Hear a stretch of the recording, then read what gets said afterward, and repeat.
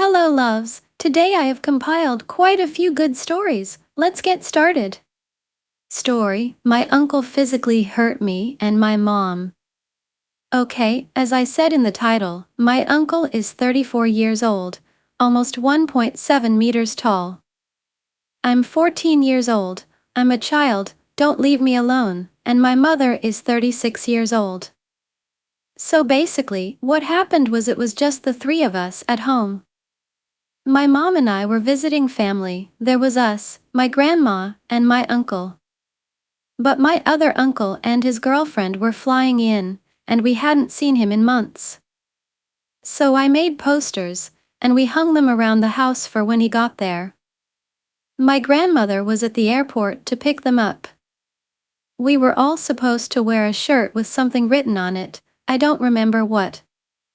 But my shirt was too small and uncomfortable for me because I usually wear baggy clothes. My uncle said it was silly and that I could wear it for 5 minutes, but I didn't want to because it made me really uncomfortable. Finally, I walked up the stairs to calm down. According to my mother, I can't remember clearly, I kept talking, which made my uncle really mad. I heard him shouting at me, telling me to go back there. I heard my mother scream, I don't know if it was a word or what. I was really worried about her because my uncle has a history of violence. I ran down the stairs and yelled at my uncle. I don't remember much from it, it's all a blur, so this is based on what my mother told me. Okay, my mom and uncle were sitting on the couch. I started running down the stairs. My uncle stood up and started running toward me. My mom tried to stop him to protect me, but he pushed my mom into the wall and floor, injuring her. He ran towards me, I waved my hand, and he pushed me against the wall.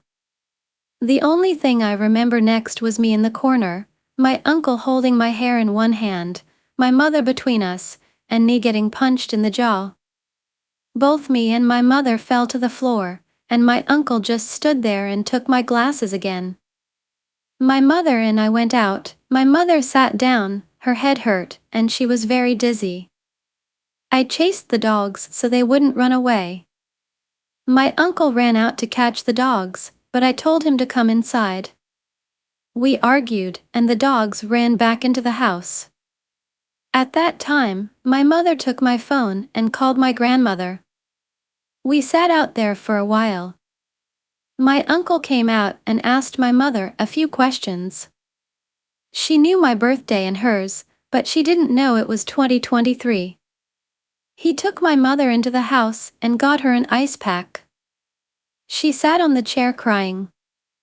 I sat next to her on the chair and had a panic attack. After what seemed like an eternity, my grandmother, other uncle, and his girlfriend arrived. But my grandmother was more worried about my uncle's dog's reaction than her daughter's health. The uncle just came to ask if my mother was okay. She said she was fine, and he went out with his dog. Everyone acted completely normal with the uncle who beat me. My grandmother stared at me ever since she got there as if she hated me. When my mother felt better and was no longer dizzy, we packed our things and left. When we got home, my mother fell asleep and slept for 12 hours. I couldn't sleep, what happened kept replaying in my head for hours. I finally fell asleep because I had only slept 2 hours the night before. I was showing attitude and being brash, but that doesn't justify a grown man attacking me and my mother over a shirt. My mother and I blocked my uncle immediately, and he will never be in our lives again. My mom wanted to keep in touch with my grandmother for a bit, but when I woke up, my mom told me she was blocked. She texted her, saying that she and my uncle ruined everything, and she posted about it on Facebook. We will apply for a restraining order against my uncle. My mom had a mild concussion, and my jaw hurt really badly. My head hurts quite badly, and my neck and back ache. We will get a restraining order against my uncle, and my father will file a police report. I'm so terrified now. I'm afraid to leave the house. My friends are doing everything they can to help me, but there's not much they can do. If you read all this, thank you. We are handling it as best we can. If my jaw doesn't get better in the next few days, I will go to the hospital to get it checked. I don't think it's broken. I think the bone is just bruised, but I still want to get it checked. Story, I hate my fucking dad. After I got married to my, now, ex-husband, we moved to his hometown after he separated from the military. We both served and are both veterans. It took me a while to even find friends outside of his family. When our second oldest child entered pre-K, I made my very first friend and we're still very good friends to this day. 10 years later, our oldest child was taking self-defense class and that's where I met the side chick for the first time. Her child was also taking the same class. Her husband was taking the adult classes. I'm pretty much an introvert, so I tend to keep to myself, and I haven't made any other friends within those 10 years. We became friends real quick, and I was so excited that I told my ex-husband. He expressed how happy he was for me, but now that I think about it, he was happy for himself. Fast forward another 2 years when quarantine was going into effect. Her husband's health started to decline and he was diagnosed with stage 4 cancer. We were there for them because we were treating each other like family at this point. Her husband passed away while I was away with my kids. My ex was acting a certain type of way that made me suspicious. When we all got back home, things gradually went south. They kept looking close. He was making her laugh all the time. When I'd show up to her house unannounced, to my surprise, he'd be there for haircuts or helping her out. One time she changed her very revealing top to a more modest t-shirt that covered up the girls. I became more suspicious when he would get upset when other guys would talk to her. They were always chatting and talking over me while I was in the middle and it made me feel so uncomfortable. I finally started laying down some boundaries. I told him that he needed to stop talking to her and I told him to not even call or text my friend unless he needed to contact me. He got upset and said that she was his friend too and that he wasn't going to stop being friends with her. He also said that I was just being jealous. He said that I didn't trust him, and that if I didn't trust him, I didn't love him. I'll go ahead and skip to our 16-year marriage coming to an end because I was jealous and unstable, that's what he told everyone. His family called BS and he said that I turned his whole family against him when I hadn't even told them my side of the story at that point. Only a few of my closest family members on my side knew what was going on. His family who did reach out to me though, know my side and are on my side. They all knew what kind of guy he was before he met me and were surprised that we were even married because they said that he was an AH. After him telling everyone that nothing was going on, after our divorce was finalized, it didn't take long for them to announce their relationship. Soon he would move into the home her late husband had bought her. What's even more twisted is he recently purchased that house so that he can be the primary owner. He had this chick befriend me so that our kids could be friends. Or maybe she befriended me to see what I was all about? I will never truly know, but I'm okay. I've had time to heal and I just recently started dating again. My heart was ripped out, stomped on, I was stabbed in the back and the rose-colored glasses were ripped off my face, but I couldn't be more grateful. I can't say that I am living my best life, but I am living a better life. I apologize for the confusion. When my ex told me that he wouldn't stop being her friend, that's when I first wondered if she was even my friend. I did ask her once if he was being inappropriate towards her or made her feel uncomfortable. She got super defensive and asked me, why does this always happen? Why does everyone think that she's trying to steal their man? I was confused and asked her what does she mean because I asked about him. She changed gears and said that he didn't make her uncomfortable and that he is a total gentleman and she saw him as a brother. I was told that she was never my friend by others and that a real friend wouldn't entertain someone else's husband like she had been. Many red flags were there, I was just too naive. Also, I know that this sounds unbelievable. I was in therapy because I couldn't make this stuff up. It seems that the pandemic was a catalyst for many with similar stories to mine. Thank you for your positive words, I sincerely appreciate it. To be clear, they didn't suddenly get close after her husband passed, their actions just became more noticeable. She used to call me up and if my ex was next to me, he'd hijack my phone and have a whole conversation with her. They were texting each other without my knowledge before her husband passed. I only found out by chance.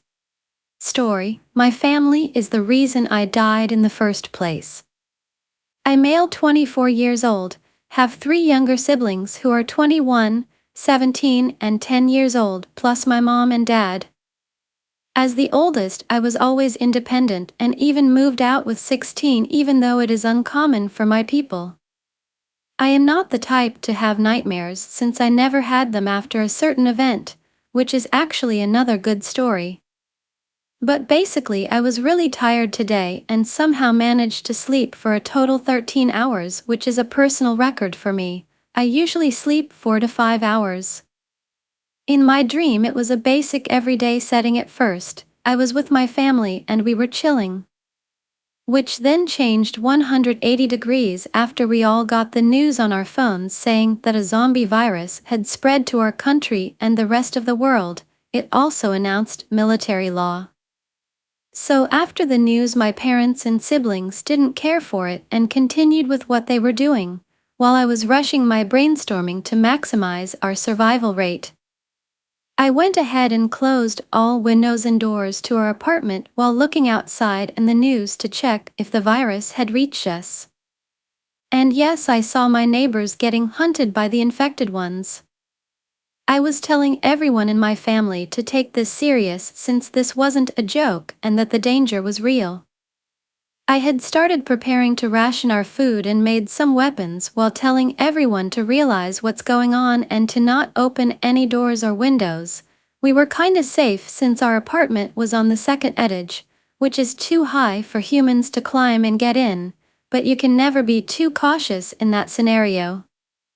I know my parents and siblings would open the door for anyone ringing the bell, which is why I destroyed our bell that can open the door downstairs.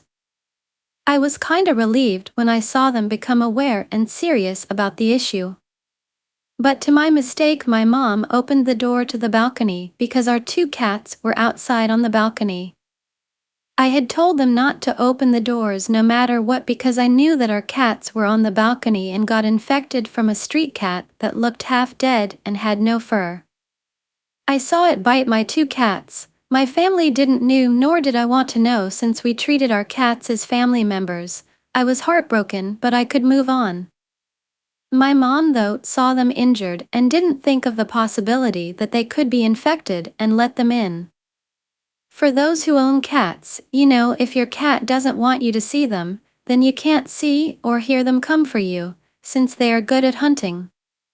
My cats thankfully didn't show signs of the virus infecting them yet, and I was able to put one of them back without any issues, but I was too late for the other one. They already transformed and attacked us. So I threw a blanket on it and tried my best to throw them out before it could infect us. I wasn't careful enough, but I had got bitten by it. I wasn't sure about what would happen to me, and I knew that waiting for it to happen would be worse since I don't want my family to be in danger. So I told them all to bond me to a chair as good as possible and told them to count the time since I was infected and record how I behave in that time, so that they could study and learn how the virus spreads. I didn't want to die since I knew it would cause great pain for my family and that without me their survival rate would decrease, since I was always the type to learn survival hacks and even had plans in case of an actual zombie apocalypse. So I told my lil brother, the one who is 17, to kill me as soon as I stop responding to them. I told them to cut off my head entirely to make sure I wouldn't rise from the dead. I told my family about the plan I had in this case. I told them to rush to the closest mountain you can get to and to only use roads with less traffic / more nature and far away from cities. I also told them that it's possible to cut off the infected body parts and to wait see if the virus gets a person. I told them to never trust other humans and that they are possibly worse than zombies. I told them to only carry what you really need, never separate, never follow any type of sounds you hear, to always follow their goal and to never stop only for gas or toilet. I told them much more, but I could hardly remember it all. I just know that in the end I told them that it's okay and that I am sorry for leaving you guys in this hell alone. I was crying as I told them I hope that they would forgive me, and when I said that I loved them and I wanted them to live for me too. I had noticed that while talking that my body was sweating and getting colder, while my skin got much paler. I was trying my best to tell my family everything I knew that would help them to survive while losing my sanity. In the end I said sorry, but it seems like the end for me while saying do it to my lil brother. I can just remember their crying faces telling my brother to stop. After that I woke up, not sweating or with an high pulse, I was just sad and felt the need to talk about it. Thank you for listening. Story: How broken my family was. All started in 2001 when my parents got married and had my brother in 2003. My dad was a pretty big drinker back then, constantly going on solo and group trips where they drank and partied. My mom got tired of this because she wasn't getting any attention.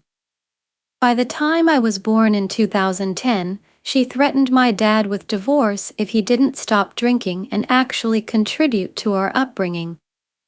My dad agreed and stopped drinking and going on those trips entirely. Things were good then. He focused only on work and family. Fast forward to 2019, and my dad's business took a hit. My mom suddenly started getting mad because we were getting too close with our dad and kept calling him a drunk, even though he hadn't had a drink in the last 15 years. They started fighting frequently, and it obviously affected me a lot. Eventually, my dad just stopped talking to my mom and stayed home a lot more. So guess what?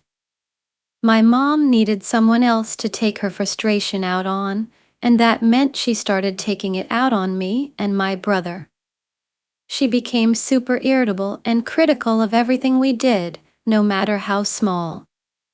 The atmosphere at home turned toxic. My brother and I tried to stay out of her way, but her negativity was inescapable. I started feeling anxious all the time, constantly worrying about the next fight or what I might do to set her off. My grades started slipping, and concentrating on anything became impossible. My brother, being older, tried to shield me from the worst of it, but he had his own struggles to deal with. Things hit a breaking point in 2022 when my parents had a massive argument, and my dad moved out temporarily. During that time, my mom's anger only got worse, and she became even more demanding and critical. My brother and I felt like we were walking on eggshells every day. Eventually, my dad decided he couldn't stay away any longer and moved back in, trying to make things better, but the damage had already been done. My parents continued living together, but there was a noticeable rift between them. They barely spoke to each other, and when they did, it was often through gritted teeth. Seeing my parents like this was heartbreaking. I often found myself wishing for the days when things were good, even if just for a little while. My brother and I tried to support each other as much as we could, finding solace in our shared experiences. As I got older, I started to understand that my parents had their own issues they were struggling with, but it didn't make the situation any easier to bear. I began seeking help from friends and school counselors, trying to find ways to cope with the ongoing stress at home. In the end, I learned that sometimes, no matter how much you wish for things to get better, you have to take care of yourself first. My brother and I focused on our education and our future, hoping to break free from the cycle of negativity that had taken over our home. We knew our parents loved us, even if they didn't always show it in the best way, and we held on to the hope that one day, things might improve for all of us. Story: A Brother's Silent Cry. In a small town nestled between rolling hills, there lived two brothers, Adam and Jake. Adam, the older of the two, was 14, while Jake was 10. They lived with their mother, Laura, and their stepfather, Paul, in a modest house at the end of a quiet street. To the outside world, they seemed like a typical family, but behind closed doors, a dark secret loomed. Paul, who had once seemed charming and kind, showed a different side after marrying Laura. His anger was unpredictable, and his temper often flared without warning. Unfortunately, Jake bore the brunt of Paul's rage. Adam often watched helplessly as Paul berated and sometimes hit Jake for the smallest infractions: spilled milk, a toy left out, or a simple mistake on homework. Jake, a quiet and gentle boy, would try to shrink into the background, but nothing seemed to protect him from Paul's wrath. One evening, while Adam was doing his homework, he heard a loud crash followed by Jake's cries. His heart pounded as he ran to the living room. There, he saw Paul standing over Jake, who was curled up on the floor, trying to shield himself. Without thinking, Adam stepped between them, facing his stepfather with a defiance he didn't know he possessed. "Leave him alone," Adam shouted, his voice trembling with both fear and anger. Paul glared at Adam, his eyes filled with fury. "You think you can tell me what to do, boy? Stay out of this." But Adam didn't move. He stood his ground, trying to protect his brother. Paul raised his hand, but just then, Laura entered the room. She saw the scene and rushed to Adam's side, placing herself between her sons and Paul.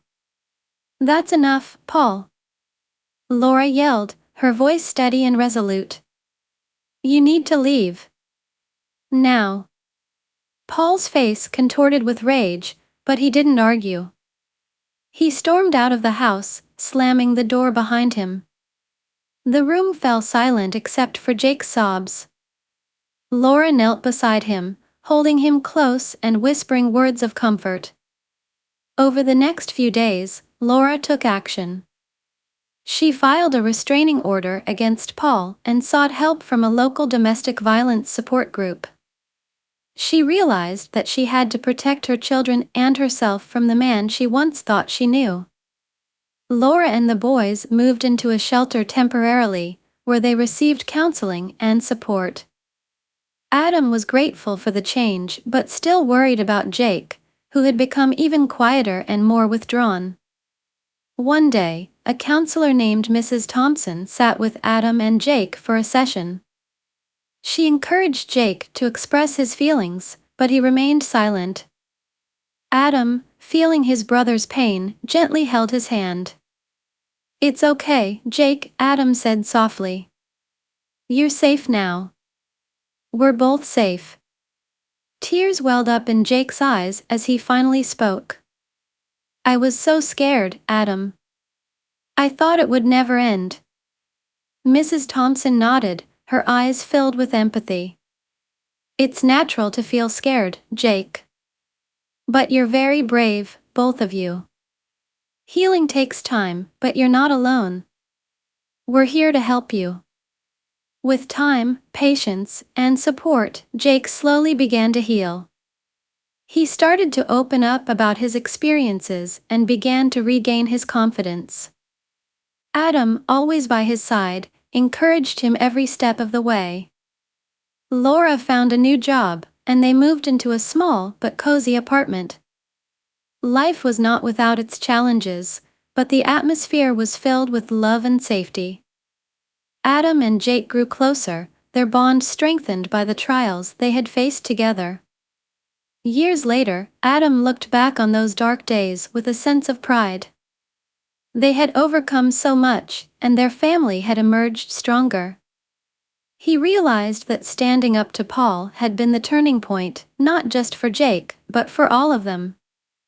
Adam and Jake's story became an inspiration to others in their community, a testament to the resilience of the human spirit and the power of love and support in overcoming even the darkest times. Story: I hate moo fucking dad. I'm a 29-year-old woman, and my husband is 27. He's really into fitness and goes to the gym regularly, while I've been struggling to get back in shape after having our baby boy a year ago. Recently, we went on a family holiday with my side of the family. My husband got along really well with everyone, especially my aunt, who's 47 and also very fit. She goes to the gym a lot too. My husband has always had some unusual gym-related fantasies, asking me to do things like lift weights in front of him. After Easter at my grandparents' house, most of the family went to my uncle's place, leaving only a few of us behind. My grandparents have a small, rarely used in-house gym that one of my uncles built. While I was feeding our son, my husband disappeared with my aunt for about half an hour, saying she was going to show him some workout techniques. Feeling uneasy, I asked my mom to watch the baby so I could see what they were up to. I found them in the gym, with my husband lying on the floor and my aunt squatting weights above him, her bum right over his face. Both of them swore they haven't cheated or had sex and begged me not to tell anyone. After speaking to my aunt later, she informed me that my husband wanted me to stand on his balls and squat but refused, saying it was weird. Well, should I divorce my husband? Story, wanted. The days of New York were great for a 7-year-old kid like me, but that's when you wanted to think that. One night I was sleeping and I heard my front door open. I got up and cracked my door open. It was my dad. He hasn't been home for 2 days. Mom said he left. I stay and I don't go out. Then I see my mom walk up to him. "You shouldn't be here, Blake," she says. He looks at her. "I didn't do it, I swear, honey," he says. "You killed someone because he wanted money," she says. He looks down at the floor. "You're wanted now," she says. Then I exit my room. They both look at me. My dad walks up to me. Then kneels down and looks me in the eyes. "Buddy, whatever happens to you, use the stuff I taught you. Expand it more too so you can be better than I was." He says. "Why? You should still be here," I ask. "I might never be back, son," he says. Then cop sirens grow louder towards the house. He gets up and runs out. I start crying. My mom comes and gives me a hug. "Don't worry, baby, I'll be here," she says. That was the last day I saw my father, and let's hope I never see him again after what he did. My name is Michael Reed. I want to be a singer.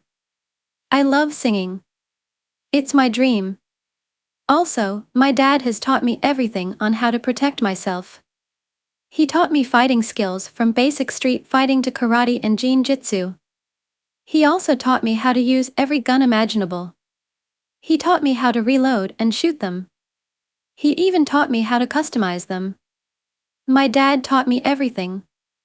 I even expanded it even further. I went to classes and championships.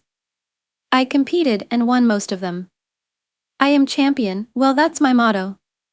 9 years later in 2023, I wake up like any other day, but today is different. I wake up in a car heading to San Antonio, Texas. Me and my mom and moving today, and I'm not too thrilled. The car ride was so long, but we are almost there, so I'm excited. We get there and I run inside. It looks way bigger than our house in New York. I run upstairs and see my room. It looks good, but I don't think it's worth losing all my friends back in New York. I run downstairs to help my mom with the moving van, but it's not here. "The moving van is running late, honey," my mom says. I sigh. She gives me a box out of the car full of clothes. "What is this for?" I ask. She smirks.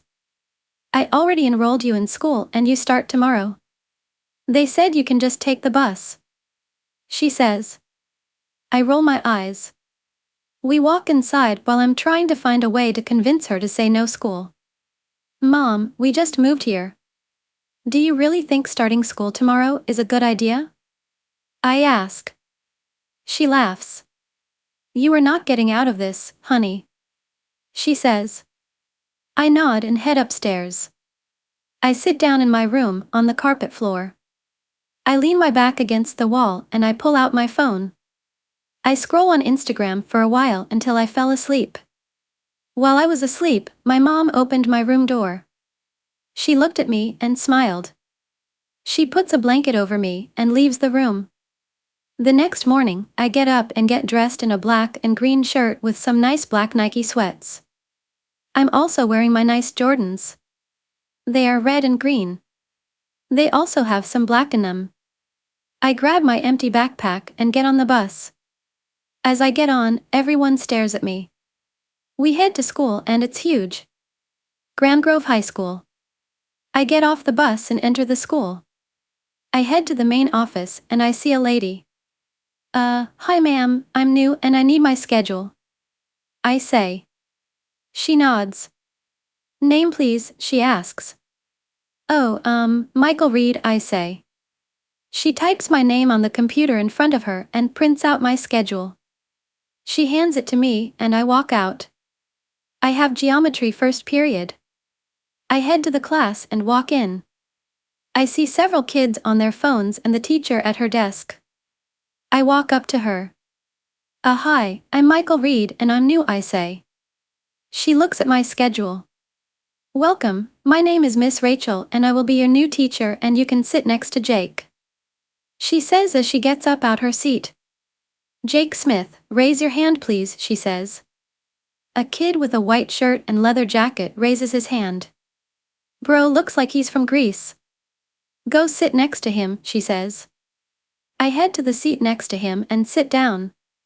Class starts and I just sit there trying not to fall asleep. 45 minutes later and the class ends. I get up and before I walk out, Jake comes up to me. Hey, you new right, he says. Yeah, just moved from New York, I say. He smiles. That's lit man, he says. I try to walk away but then he says there's a party tonight at Round Rock Park, you should come. I look at him. All right, I say. He walks away and I head to my next class. After school, I head to the park. I see tons of kids from school and a lot of alcohol. I walk down the hill I was on and I hear music blasting. This place is pretty chill. I see Jake walking towards me. What's up man, he says. Sup, I say. I look around.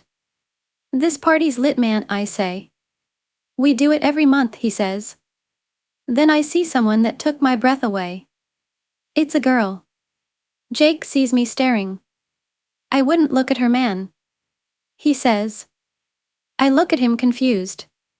Why? I ask, but then I see her boyfriend go up and kiss her. That's why. Him right there. That's Tony Vasquez, her boyfriend. He's not the one to mess with. He says. Why is that? I ask. Then I see two people next to Tony. Tony doesn't like anyone looking at his girl. He will fight you if he sees you doing it. He might even fight you because she is looking at you. What makes everything worse are the people next to him. Those are his best friends Rico Martinez and Jerry Later. I call them his crash dummies. Jake says. I can fight for myself, but what's the girl's name? I ask. Madison Later, her brother is Jerry Later, one of Tony's crash dummies. He says. I nod. Then the music shuts off and someone comes on the stage. Would anyone like to sing, the guy says. I raise my hand. Everyone looks at me. I walk on the stage and grab a mic.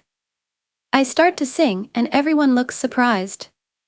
Everyone starts to dance and have fun. Madison is looking at me. This is great. After the party, Jake drives me home. I get out the car and I look at him. I appreciate the good time, man, I say. No problem, he says as he drives off. I enter the house trying to sneak upstairs, but it's dark. I run into a couch. Why is the couch here? The moving van isn't here yet. A lamp turns on and my mom is sitting on the chair. Where were you? She asks. I was with a friend doing some math homework, I said. Why do you lie? She says. She pulls out her phone. I saw your Instagram, you were at a party. She says. Okay, fine I was, but I needed it because I have hated it here since we moved yesterday, but that party was actually fun. I say. If you asked I would have let you go, but you didn't and I kept texting you that the moving van was here, but you wouldn't respond. Thank God the neighbors were willing to help, she says. I look down at the floor. Do you even understand why we moved to San Antonio? She asks. I look up angry. You know what? No, I don't, but you know why I don't know. It's because you never told me anything but that it's for my own safety. What does that even mean, Mom? What? What does that mean? I yell. She looks at me. Your dad was seen near our house in New York. I can't have that man in our lives again, she says. I look at the ground. What's wrong, honey? She asks. I still stare at the floor. I was trying to save us, she yells while she cries. No, you were just trying to save yourself. I yell as I run upstairs in my room. I sit on the floor, but then I see a box in my room. I open it and grab an old video camera out of it. I turn it on and I see a video of me and my dad. He was teaching me how to shoot a pistol. I smile and I cry. I watch every video in the camera and then I fell asleep. I wake up and get dressed. I head to the bus stop and I get on the bus. As I get on, everyone cheers for me. Last night made me popular. I sit down and we drive to school. We arrive at school and I run inside and everyone is watching me on their phones. Guess I'm a good singer. I go to my locker and I open it. Jake walks up to me. Bro, someone went viral, he says. I smirk. The Madison opens a locker next to me. I look at her and she looks back. Her boyfriend and his friends are heading towards her, so I look away. I listen to their conversation. So, Maddie, what are we doing tonight? Jake says. Madison doesn't reply. He sees her looking at me. He looks at me. You're looking at Singer Boy. He says. Jake looks at me. Oh no, I have a plan. There will be a crowd over the fight.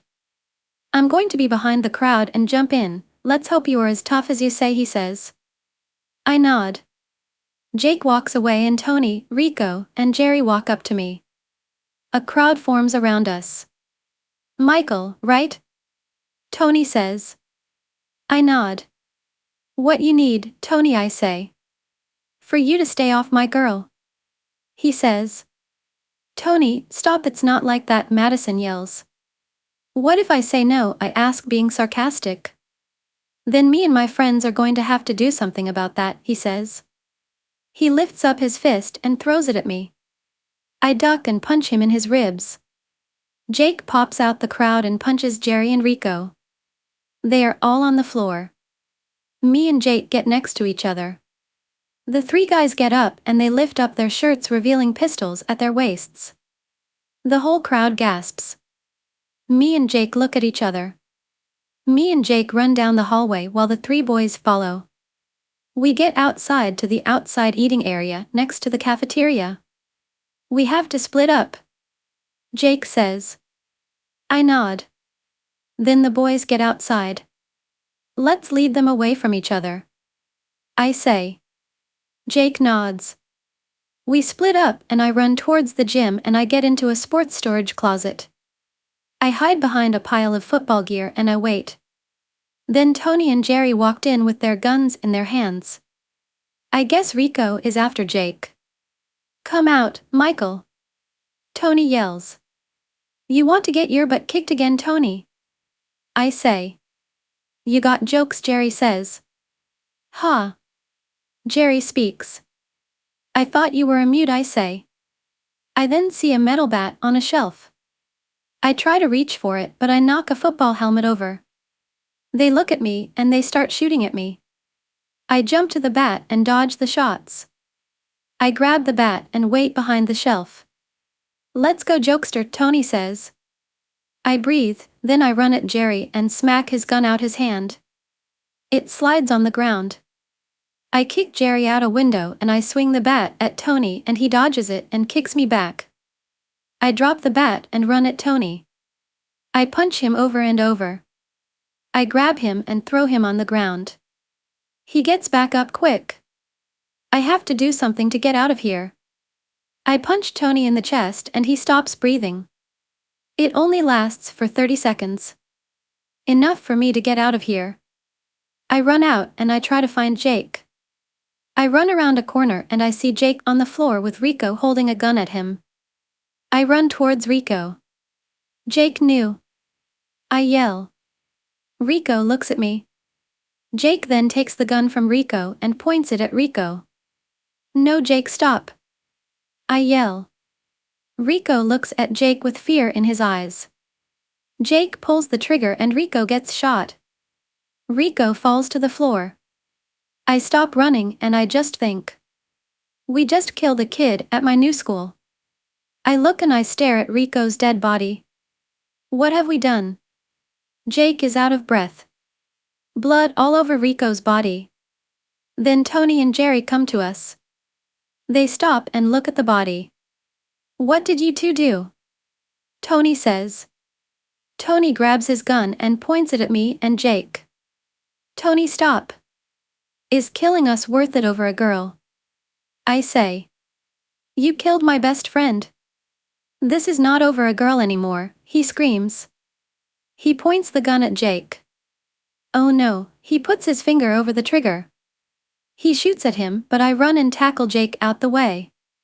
We get up and we hear cop sirens closing in at the school.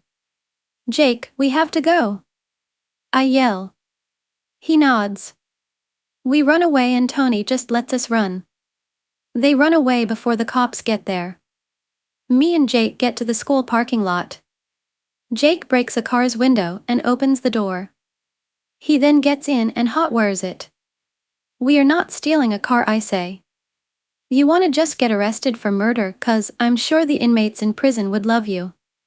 He says. I sigh. I have to do this. He starts the car and I get in. We drive off without the cops knowing. Now in another perspective. The cops arrive at the school. They see the body in the middle of the outside eating area. The police captain is on our case. Captain Harper. He walks inside to the main office where he meets his officer, Officer Cortez. What do you have for me, Cortez? Harper asks. Officer Cortez give Captain Harper a file. We have 2 names, Cortez says. Harper looks at mine and Jake's pictures. Names? Harper asks. Michael Reed and Jake Smith, Cortez says. Harper smirks. Start with Jake, Harper says, putting on his reading glasses. Okay, well, Jake is a 16-year-old male, no parents at the time. Both died in a car crash. He still holds up their mortgage on their house. The kid has 3 jobs. He is determined, Cortez says. Any family that's still alive, Harper asks. Yes, his brother, Rando Smith. His brother has been to jail multiple times. Cortez says. Harper looks at the file.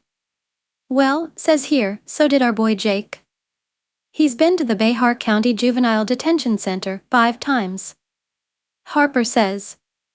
Cortez nods. So how about this Michael kid?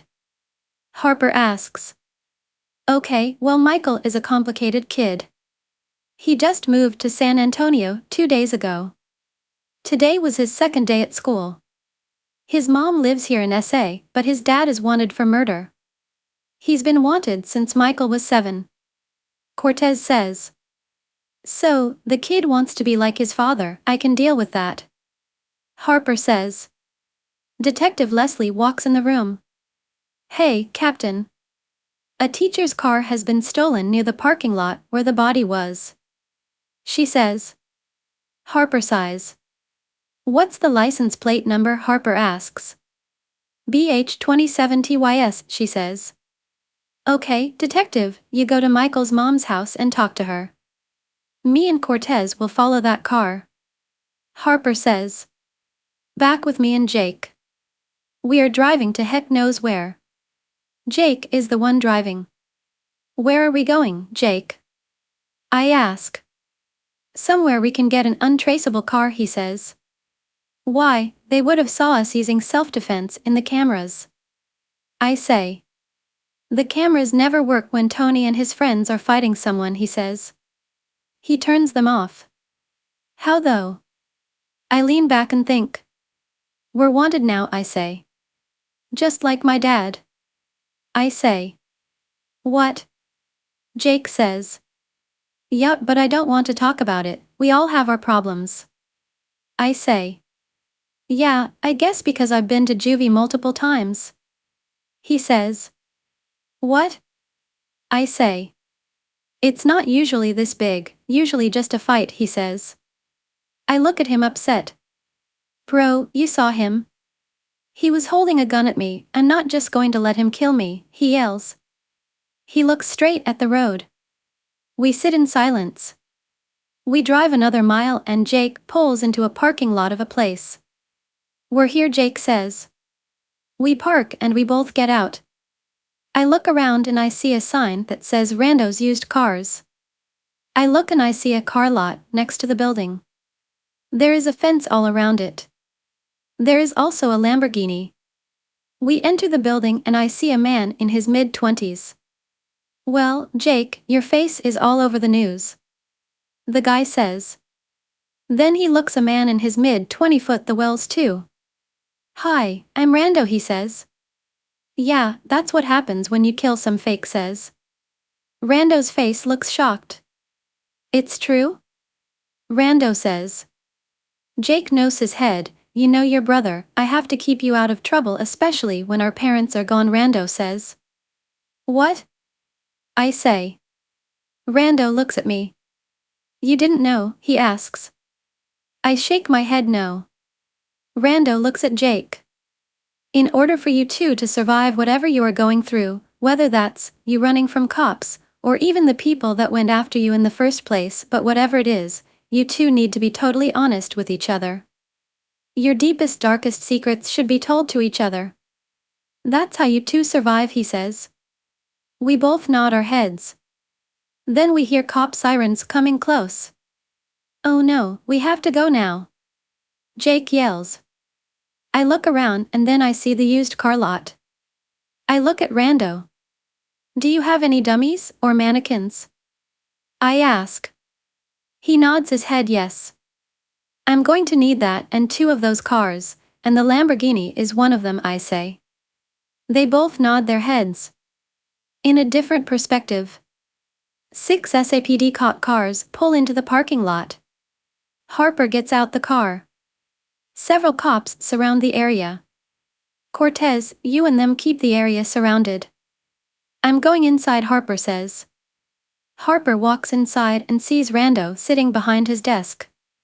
Me and Jake are nowhere to be found. Harper looks at Rando. Where are the teens? Harper asks. What kids? Rando asks. Harper smirks. Harper has a file in his hand. He opens the file. Rando Smith, brother of Jake Smith. You have been to jail many times, but hiding 2 wanted teens can get you right back inside there. Harper says. Rando gets up out of his seat and walks up in front of Harper. Are you threatening me? Rando asks. Harper smirks. Get out of my face, son, Harper says. Then a car turns on in the used car lot. Harper runs to the window. The Lamborghini started with Jake and an unidentified figure. It's them. Harper yells into his walkie-talkie. Jake drives out and busts through the fence and Harper runs out the building and gets into a cop car. They all follow Jake away from the building. Another car turns on in the used car lot. It's a van and I'm in it. I drive off and I parked at a corner store. Jake drives too fast for the cops and he loses them. He gets out and runs to the corner store. He gets in the van and we drive off. The cops find the Lamborghini and sees the dummy in there but no Jake. We had them. Harper yells. Back at my house, Detective Leslie knocks on my house door. My mom answers it. Yes, officer, what's wrong? My mom says. You haven't heard? Leslie asks. My mom shakes her head no. You might want to sit down for this one, Leslie says. They both go in the house and they sit down. So, your son, Michael Reed, is wanted for the murder of Enrico Martinez, Leslie said. My mom starts to cry. Do you know who this is? Leslie asks, holding up a picture of Jake. No, why is that kid important here? My mom asks. Well, that's Jake Smith, the other wanted teen. Him and your son did this together. Leslie said. My mom doesn't believe it. We just moved here. How can he already meet a friend and then kill some other teen? My mom says. Leslie shrugs her shoulders. Back with me and Jake, I'm driving to I don't know where. I'm just driving at this point. Where are we going? Jake asks. I shrug my shoulders. I don't know, but we have to have a plan on what to do next, I say. He nods. What if we go get the girl, he says. Who, Madison? I ask. He nods. I mean we can, but we have no idea where she lives, I say. Bro, she posted her address on Instagram. Plus, she lives in the only mansion in San Antonio, he says. Okay, let's get to work, I say as I drive towards the location of her house. We drive to the mansion and I park on a curb. Okay, well there is a white van on a curb next to a mansion, so we need to think of a plan now. Plus, Big Brother might be home, Jake says. Okay, Jerry won't be an issue, I promise, I say. Then me and Jake see Madison and some friends come out of her house. Get down. I whisper to Jake. We both get down. She gets in her friend's car and they drive off. We get up and I follow slowly. They lead us to a mall, the Countryside Mall. We park in the parking lot. How are we supposed to get in without being seen, I say. Jake pulls out hats and sunglasses. First off, where did you get those, and second off, I don't think that's going to work. I say. We better try, he says. I nod. We put them on and we get out the van. We walk inside and it is packed. I guess it being a Friday evening, everyone is here.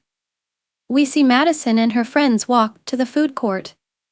While walking over there I see a pen and paper on the floor, so I picked it up. We sit at the food court close to where Madison is sitting.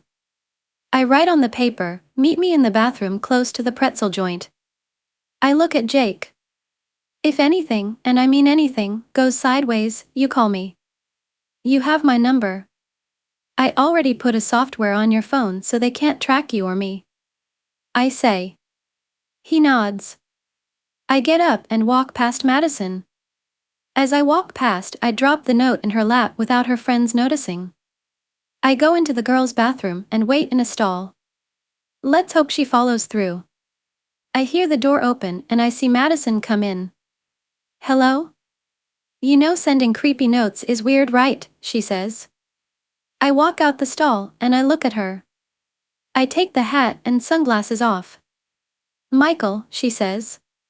She runs up to me and hugs me. Look, I know I barely know you, but it wasn't right what they did. She says. I know, but I want you to promise me. After you are done with your friends, meet me behind the mall in Alley C. I say. She nods. Then my phone rings. It's Jake. I answer it. Hello. Michael. They are going to your location. Jake says through the phone. What? Who? The cops? I ask. No, Tony and Jerry, he says. I hang up the phone. We gotta go. Remember where to meet me, I say. I put my disguise on and we walk out. We split up and I see Tony and Jerry. They both don't notice me and they go up to Madison. Where were you, Madison? Tony asks. Are you two stalking me now, she says. We have to, some bad people may want you, so we have to keep you safe, Jerry says. Then Tony starts talking to Madison, but Jerry is looking around and he looks at me. Oh no. Tony. It's him. It's Michael. Jerry yells. They both look at me. Get him, Tony says. They start running towards me. I run away down the mall. I call Jake while I'm running. Hello. Jake. They are coming after me, meet me in the JCPenney's, I yell. I hang up. I grab a vase out of someone's hands and I throw it at them. They dodge it. Tony jumps at me and tackles me down. I don't think so, he says. I get up and I punch him. He kicks me into a fountain. He holds my head into the water. He's drowning me. Everyone freaks out and records it. Jerry comes around and keeps hitting me while I'm being drowned. Then Jake runs up and kicks both of them off me. I try to catch my breath. We gotta go, he says. The JCPenney's has a back exit. I say. He nods and we run. Tony and Jerry get up and follow. We get to the JCPenney's, but Tony and Jerry got there first. Stop this, I tell them. You killed Rico. Tony screams. I run at Tony and tackle him to the ground. I punch him over and over and over. Jake punches Jerry and knocks him out. I get up and run with Jake to the back exit. We get out and there is a car there. Jake goes to the window and run with Jake to the back exit. Eggett comes out and shoots the engine. It explodes in me and take on the door, but out Jake is struggling to get up. He was closer to the car. Jake, get up. I yell. You took a friend from me. Tony says, pointing his gun at Jake. No.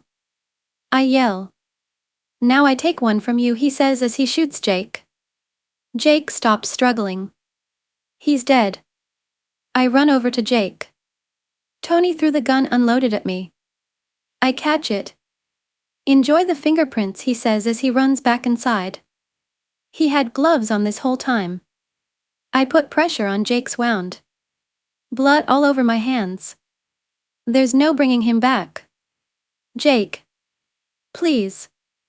Don't do this. I scream. Please, I say while I start to cry. Then I hear cop sirens. I have to go. I get up and run. I keep running. I don't stop, but I need to meet Madison. I run to the back of the mall and I get into alley C. I hide next to a dumpster. I cry. Then I hear footsteps approaching. I clench my fists. Then I see Madison. I unclench my fists. Michael, she yells. He's gone. I say. I look her in the eyes. I can't do this without him, I say. She gives me a hug. At this point, you need to get out the country, she says. I nod. My dad has a plane. We can use it without his permission. I'll get in trouble, but it's worth helping you, she says. I nod. We run to the parking lot and we get in the van. There are cops everywhere. We get in and I get in the driver's side. I stare at them all. My body freezes. Michael, we have to leave now, Madison yells. I start to gain control again and we drive off. Now in a different perspective. The cops are at Jake's body. Harper looks at Jake's body and puts his hand on his face. Officer Cortez enters the scene. Sir, we have a weapon with Michael's fingerprints, he says. Harper looks at the ground. There are 3 different footprints here, Harper says. You're right, there were 2 new people involved in the case, Cortez says, holding out 2 files. Harper grabs them and opens them. Their names are Tony Vasquez and Jerry Later, Cortez says. What were they doing on scene? Harper asks. You know, the normal, trying to drown Michael and trying to kill him. Cortez says. Harper smirks. To make matters worse, I went on Tony's Instagram page and there are tons of pictures with him and Rico, Cortez says. So, it's revenge they want, Harper says. He walks to his car and stands next to it. Stand clear for 911 calls, I want him down, and if these teens try to kill our man, they will be wanted too, he says to Cortez before he gets in the car. Now back with me. Madison and I head to the private airstrip. We pull up to the gate and there is a security guard. I lower my head so he can't see me. Name please, he says. Madison Later, son of Terry Later, Madison says. Okay ma'am, you have the green light, please go on through. The guard says. We drive in and I pick up my head. Back with Tony and Jerry. Jerry gets a notification on his phone that Madison used her green light to get into the airstrip. Jerry shows Tony his phone. Tony looks at Jerry. Let's go get this son of a beep, he says. Back with us. We pull up to the shack where the plane is being held. We get out the car and I put a pistol in my waistband. Madison gasps. It's just for precaution, lots of stuff has been happening. I say. She nods. I walk to the shack and I shoot the lock. It breaks and opens. We open the big doors and I see the plane. It is literally a private jet. I look at Madison. Let's get this thing ready. I say and she nods. Back at the gate, Tony and Jerry pull up to the gate. Name please, the guard asks. Jerry Later, son of Terry Later. Jerry says. They get let in. Me and Madison are getting the plane ready, but then I see their car pull up. It's them. I got this, just get this thing ready, I tell Madison. They both get out. This is a lot of running away and fighting. Let me just kill you and everything will be okay. Tony says. Killing isn't the way. Madison yells. I smirk. You killed Jake. You will pay for that. I say as I pull out the pistol. They get behind the car. I start to shoot at them. I run out of bullets, so I run. I run into an admission building. They come in and surround me. What are you going to do? Tony says. I crack my neck and run at Jerry. I punch him to the ground, but Tony tackles me into a desk. I grab an office phone and whack Tony off of me. Jerry runs at me with a pocket knife and swings it. I get cut on my arm. I punch Jerry and he goes down. Tony grabs the knife and runs at me. I kick the knife out his hand and I grab a phone cord and I put it around his neck. I choke him out. I don't stop. He makes noises trying to get some air. This is for Jake. I yell.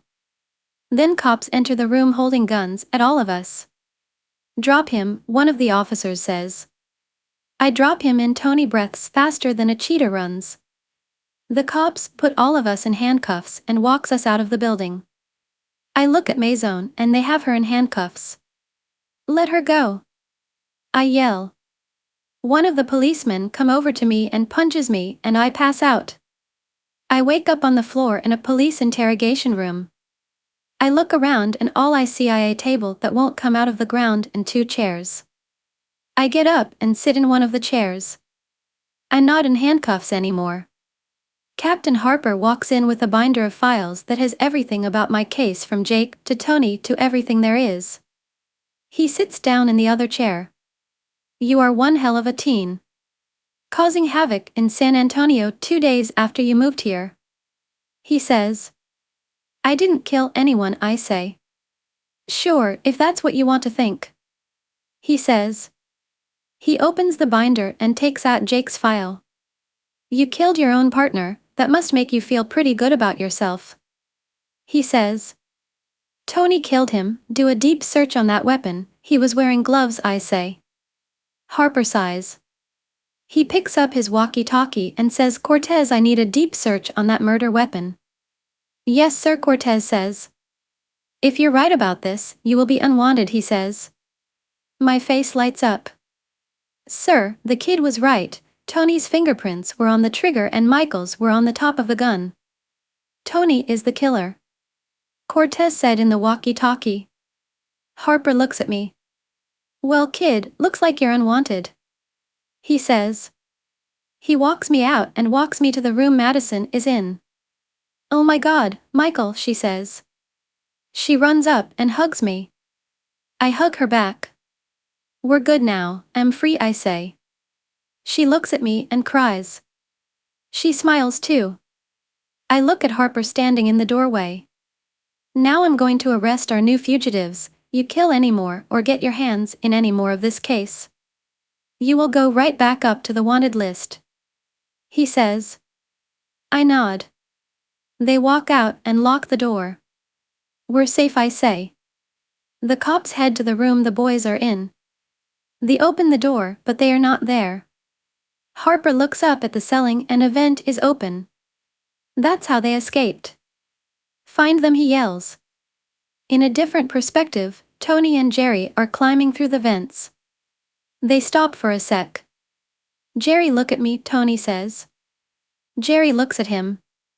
I have to try to kill him, but just in case I fail, I need you to survive so you can make his life a living hell. 'Cause if he kills me, then he will kill you too, so the best option is you don't kill him and make him suffer, for Rico. Tony says. I'm not doing that. We have to go together, Jerry says. No, listen to me, you need to get out of here, I have to finish this, Tony says. Jerry nods and climbs down the vent. Tony gets out the vent and gets into the hallway. Back with me and Madison. We're just sitting here waiting for a response. Then someone starts trying to bust the door down. I look at the cabinet in the room. Madison, get in there, I say, pointing to the cabinet. She nods and gets in. The door opens and Tony just stands there and looks at me. Tony, you have to stop this. This is too much, I say. He laughs. He runs at me and tackles me into the wall. I punch him off of me. I take a chair and I hit him with it. He gets back up. He pulls a pistol out. What the hell, I say, shocked. You think I'm playing with you, Michael? I'm done, he says as he runs at me. He tackles me into the wall and I go to the floor. I groan in pain. I lean my back on the wall and I sit there. Tony holds the gun at me. You're done, Michael, he says. Then Madison comes out the cabinet. She looks at us. Michael, NOO, she yells. Tony looks back at Madison. Madison, he says. I get up and grab the gun out of his hands. He looks at me in shock. This is for everything you've done to me and your own friends. Rico wouldn't be dead if it wasn't for you, I say. I pull the trigger and he got shot. He looks at me. You're going to get what you deserve, he says, trying to breathe. He falls to the ground dead. I look at Madison. I go up and I kiss her.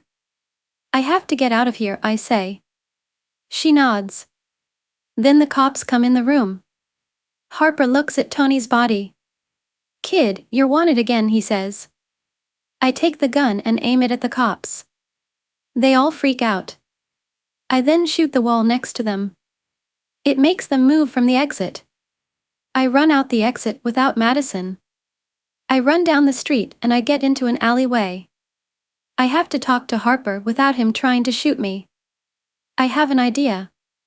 The next morning, I text Madison, meet me at the mall, I have to talk to you. The cops are tracking her phone, so they will be there. I grab my gun and head that way.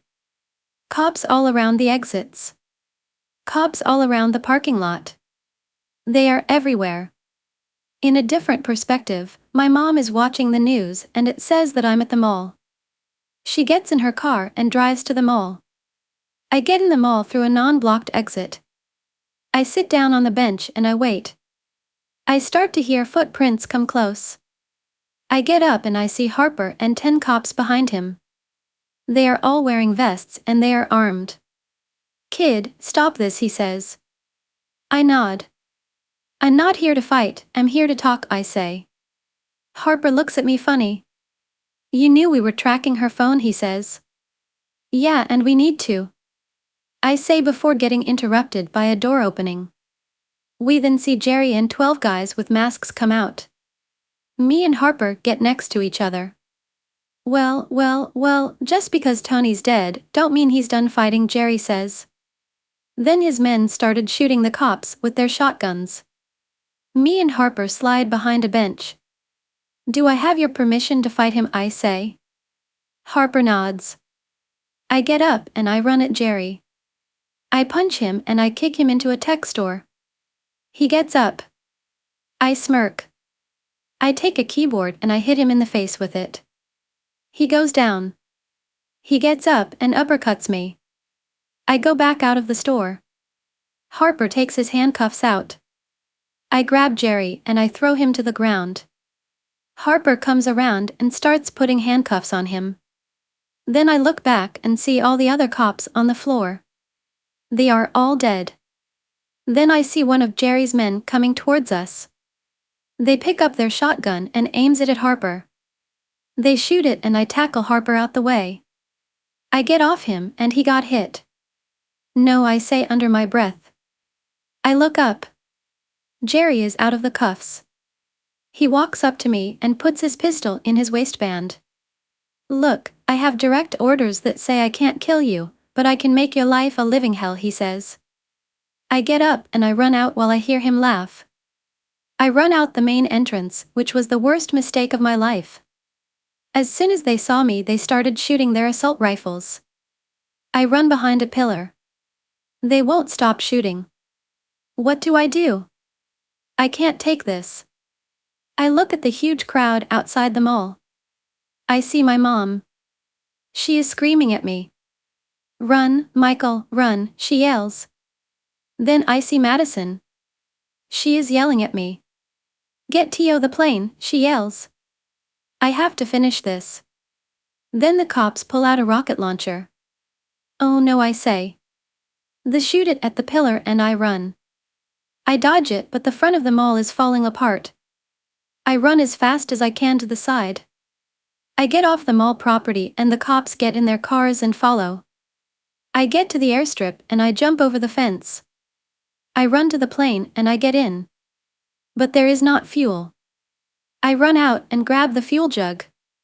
I put it into the plane, but then I see the cop cars. I have to go. I finish putting the fuel in there and get in the plane. I start it up and I get ready. I see the cops coming. I get on the runway before the cops get me and I take off. Once I get in the air, I think to myself, where will I go? Will I ever be able to see anyone again? Will I ever be free? There are so many questions in my head right now, but I have to stay strong. I might be free, but I'm still wanted. This is just the beginning. Story: My sister asked her deadbeat, absentee birth father to walk her down the aisle, instead of the man who raised her. I, 16-year-old, don't even know where to start with the shitstorm that was my sister's, Tiffany, 27-year-old, half-sister actually, wedding this past weekend. I've got to give the background for any of this to make sense. So my mom, Cassidy, 51-year-old, was married to this loser, Jeff, for like 5 years.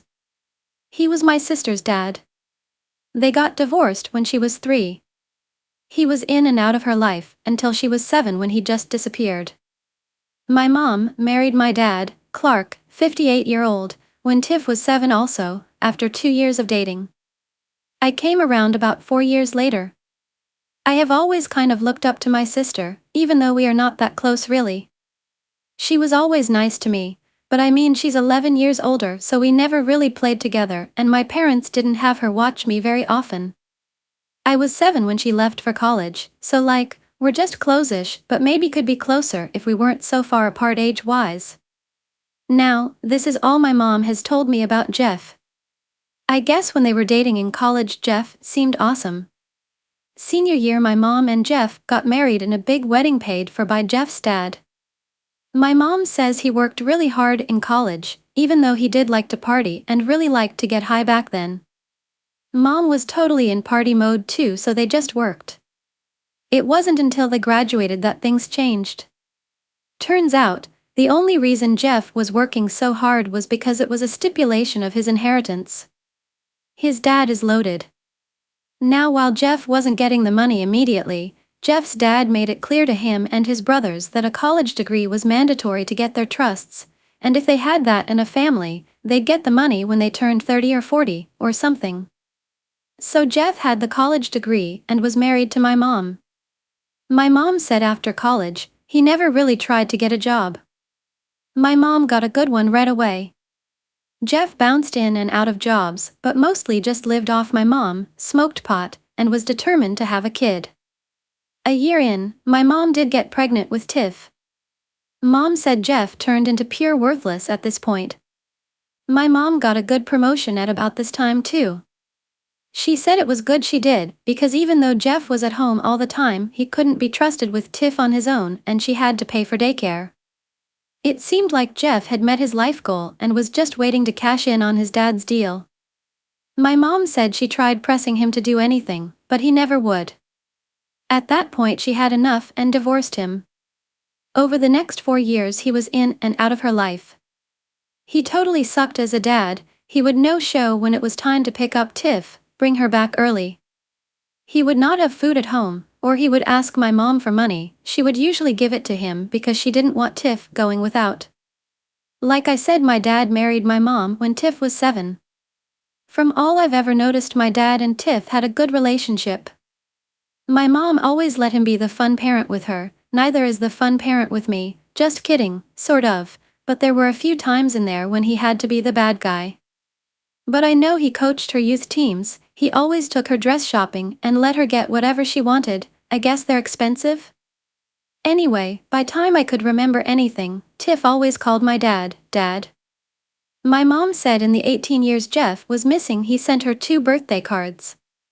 One when she was 8, so probably the first one after he left, and then again when she was 14, and that one was 9 weeks late. So for much of her life my dad was just as much her only dad. Then 2 years ago Jeff showed up again. For 6 months he was around and trying to get to know Tiff. For whatever reason she let him right into her life. Then, he just disappeared again for another 6 months. A year ago, Jeff showed up again and this time stayed. He appears to be clean and sober. Anyway, Tiff has been including him in all the wedding planning. Which has had my parents annoyed. They have to be around Jeff this much, especially since he only bring his opinion to the table and nothing else. My parents have paid for everything. On top of this, Tiff has started calling Dad, stepdad when we are around others. She still just calls him Dad if it's just us, but stepdad everywhere else. This came to a head as the wedding approached. The biggest issue has been that Tiff would not state who she wants to do things like walk her down aisle, father/daughter dance, give the speech, etc. She kept saying she will go over all that at the rehearsal dinner. My mom has been reminding her all about Jeff's role in her life, and my dad's role in her life. She didn't get the hint. I knew going into the wedding my parents were going to be pissed, because it really seemed like she was going to split these up and have Jeff do some of them. We got to the rehearsal dinner on Thursday. Everyone was assembled, and Tiff started going over the roles for the wedding. That's when she said that she wanted Jeff to do all the traditional father things at the wedding. I could see the hurt on my dad's face and the anger on my mom's. But I was not prepared for what happened next. My mom stood up and said, "Why would you pick him for any of that? He's barely been in your life." Everyone got quiet. Tiff after a moment said, "We've missed out on a lot of time. I want to start building memories. I don't know why you have to do this now. It's important to me to have these traditions with my real father." That's when the bombshell hit. "Then you should pick Clark, because he is your real father." My sister, starting to cry, said, "What are you talking about?" At this point my dad pulled a few folded sheets of paper out. It was results of a paternity test from when my sister was 3 years old. It clearly showed that my dad was actually Tiffany's biological father. Jeff got his hands on a copy and screamed, "What the fuck is this, you cheap whore?" My mom fired back, "Oh please, the second we graduated I figured out you were a worthless loser, and you've proven that over and over again throughout the years. You faked who you were and wasted years of my life. I have my reasons for everything that's happened and don't have to explain myself to you, Jeff, and it's not like you ever figured out or noticed anything anyway. God, I hate you. If you had just stayed away everything would have been fine. Well, hopefully now you'll go away and stay gone. Have no reason to stay now and you can just go back and drink and smoke yourself to death in whatever gutter you choose." At this point Tiffany and her fiancé left, with her in tears. Other guests were in total shock, and Jeff was seething. He charged at my mom and dad, which was terrible decision. Jeff is maybe 5 feet 10 inches, and has the body of a guy who has been drinking and smoking for the last 30 years. My dad is like 6 feet 3 inches and has the body of a guy who has been working out for the last 30 years. The slap my dad delivered across Jeff's face sounded like a sonic boom and literally took Jeff off his feet, and yes, I said that right, slap. Jeff just laid there shook and defeated. My dad said, "Don't do that again, I won't be nice next time."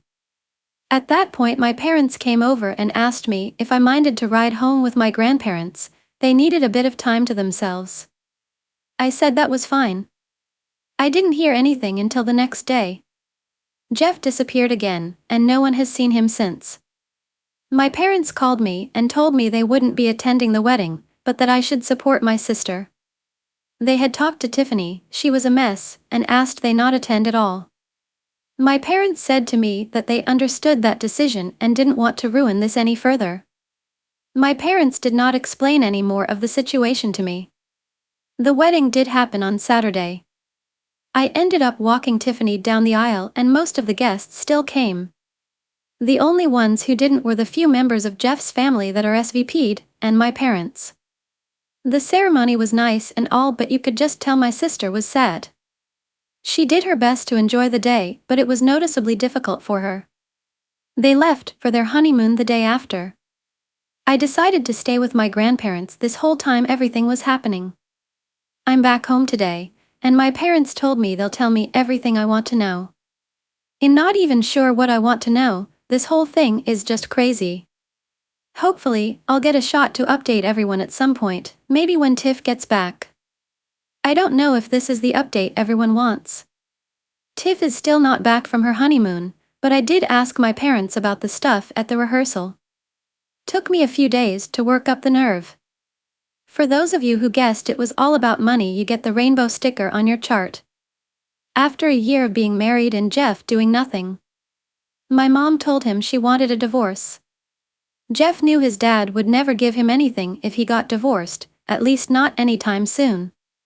He begged my mom to stay just until he got the money, then they'd divorce and she would get half.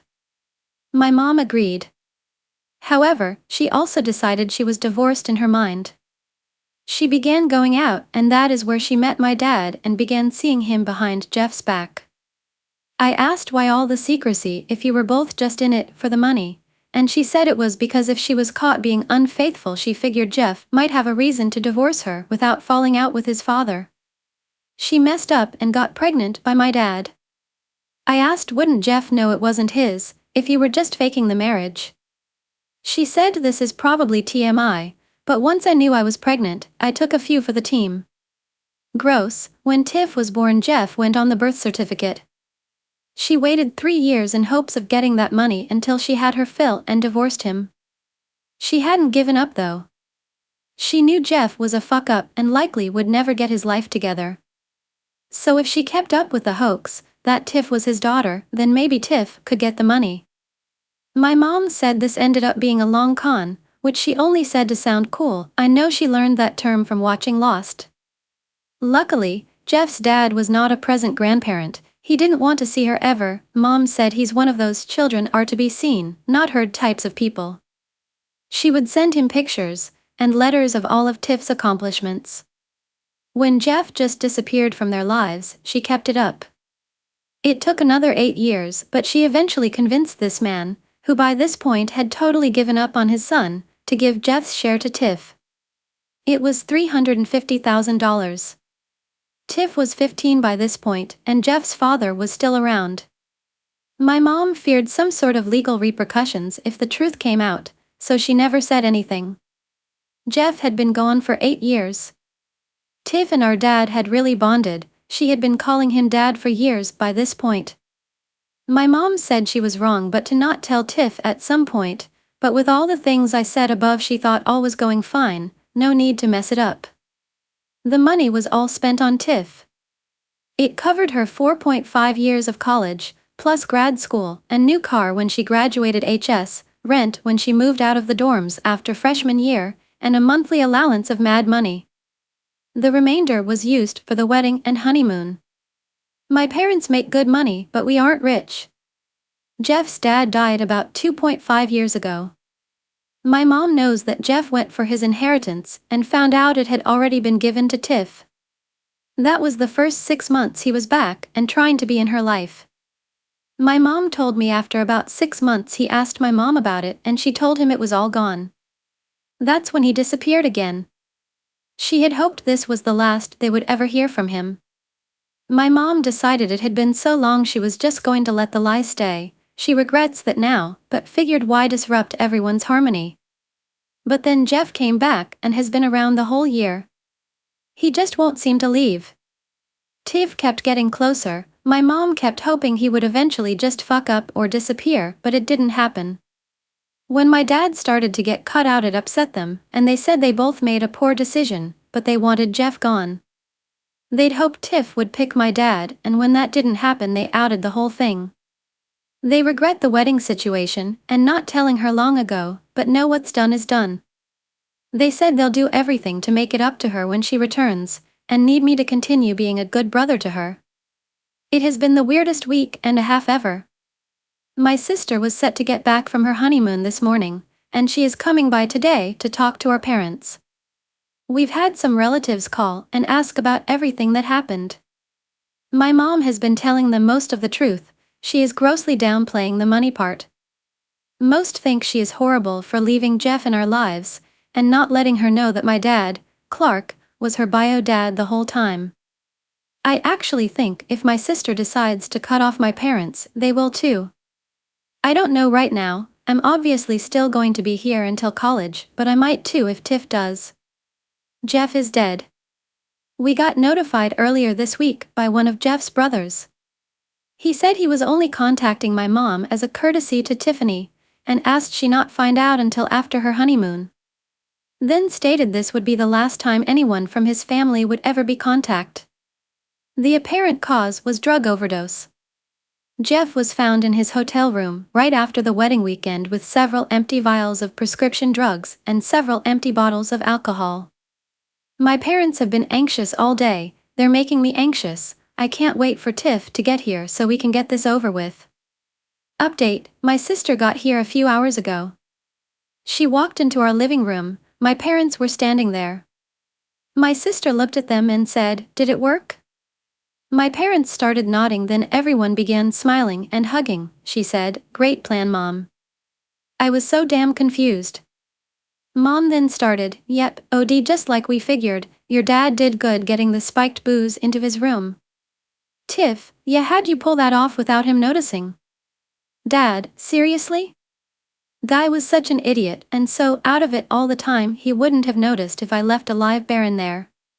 When we went up to his room together just before the rehearsal dinner, so I could give him money to give to you as a wedding present, I just pulled the bottles out of my pockets and put it in the mini fridge with rest of his booze and dropped the empty vials around the room, while he fumbled around looking for his cigarettes."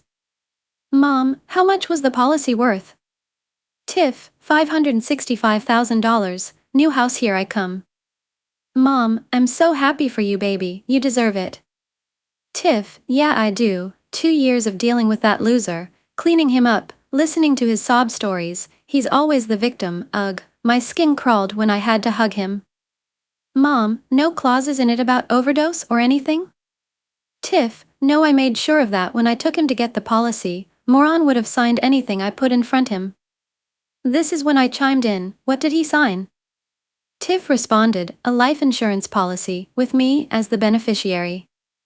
She turned back to our parents, "I'm just so sad you guys couldn't be at the wedding. It was nice having Tim, that's me, walk me down the aisle and we got some good pictures, but I wanted you both there so bad. It did help me look sad for the guests though, Dad.